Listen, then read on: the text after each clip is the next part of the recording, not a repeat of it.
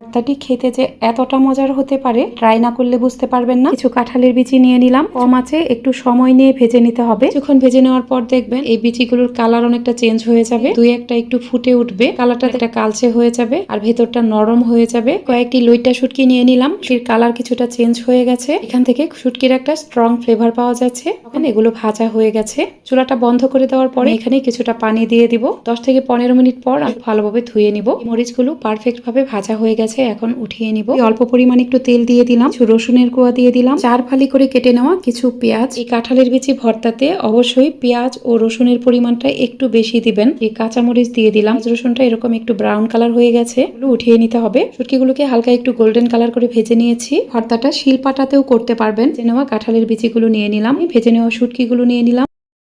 কাঁঠালের বিচি ও শুকনা মরিচটা যখন খুব ভালোভাবে ব্লেন্ড করা হয়ে যাবে, পেঁয়াজ রসুন ও কাঁচামরিচ ভেজে রেখেছিলাম সেগুলো দিয়ে দিতে হবে। পেঁয়াজ রসুন ও কাঁচামরিচ দেওয়ার পর সবকিছু ব্লেন্ড করে নিয়েছি, হাত দিয়ে সবকিছুই ভালোভাবে মেখে নিব। সরিষার তেল অথবা ধনেপাতা দেওয়ার কোনো প্রয়োজন নেই, তাটা এমনিতেই খেতে কিন্তু খুবই মজার হয়।